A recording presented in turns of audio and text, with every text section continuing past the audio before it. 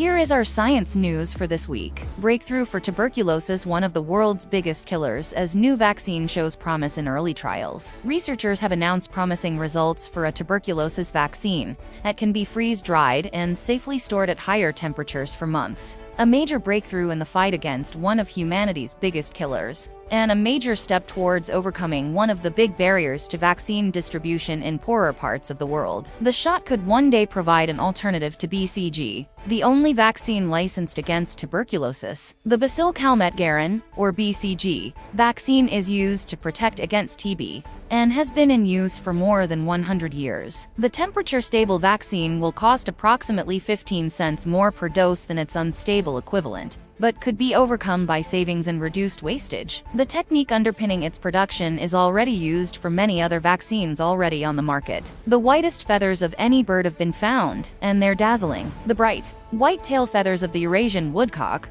are the most reflective on record, reflecting up to 55% of light. This is 31% brighter than the closest comparator, the Caspian tern. Macro and microscopic structures were responsible for this brilliant, reflective effect, with the branches, called rami, flattened and overlapped each other like Venetian blinds, increasing the surface area available for reflection and preventing light from traveling through the cracks between branches. The thickened branches of feathers, rami, were better at scattering light in many directions because they comprised a network of keratin nanofibers and air pockets. Giant flying insect found on Walmart building turns out to be Jurassic-era find. The giant lassoing, a Jurassic-era creature found on the site of a Fayetteville, Arkansas, big box store, has been identified as Polystochits punctata, a family of insects that predates the dinosaurs. Michael Skvarla, director of Pennsylvania State University's Insect Identification Lab, spotted the insect on a shopping trip in 2012 and initially misidentified it as an antlion. He performed further DNA analyses to confirm the identity of the insect,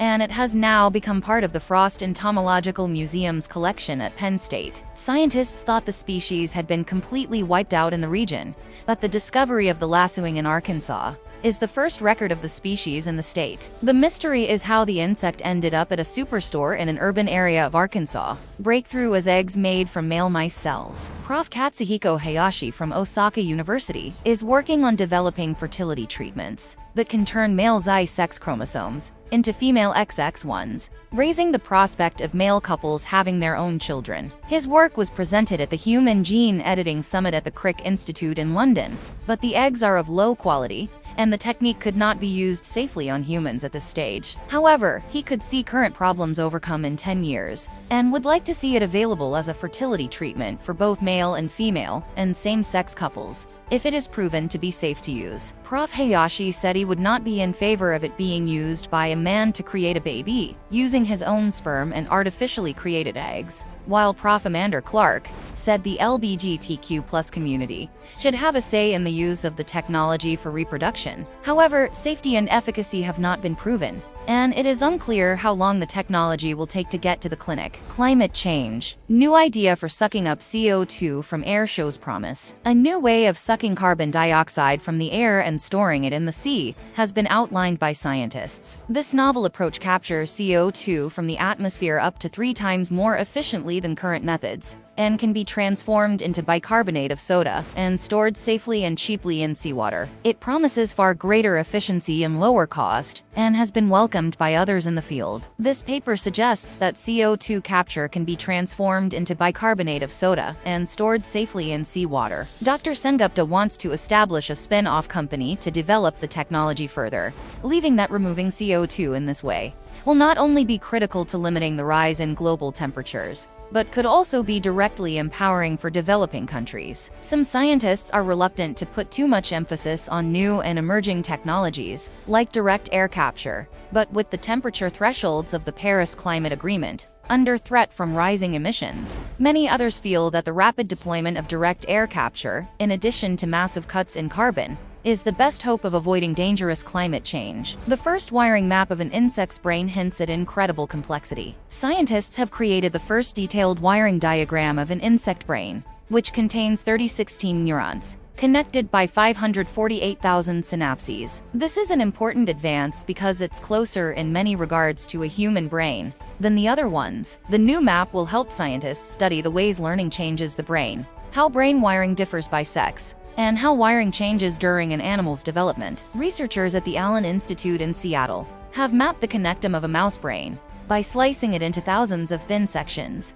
using an electron microscope. It took 12 days to map the connectivity of a millimeter cube of mouse cortex. Mapping more complex brains is worth the effort, as it could help scientists understand how a human brain can be affected by disorders like schizophrenia, and answer basic questions like how we learn and behave. Zombie viruses hidden in permafrost now revived. The Arctic tundra's permafrost layer of soil has frozen long-lost animals and species of flowers, and has also preserved viruses for nearly 50,000 years. French scientist Jean-Michel Claverie has found zombie viruses that could be revived and become infectious again under the right conditions. This work highlights a serious issue if the Arctic permafrost continues to dissipate, as it is currently warming up to 4 times as fast as the rest of the world. Claverie has revived 7 families of viruses, and there is evidence that viruses and bacteria able to infect humans also reside in the permafrost. The dangers of these viruses are unknown, and there's no way to predict how they would fare upon release from deep freeze. Ancient monster fish Dunk was short and chunky, study finds. Dunkleosteus turelli, nicknamed Dunk, was a 360-million-year-old sea monster that was once thought to be as big as a bus. It had blade-like jaws that could snap shut with 8,000 pounds, 3,600 kilograms, of force, and a bony, armored skull attached to a skeleton of cartilage. Early researchers extrapolated its size from the relationship between a shark's skull size and its body length,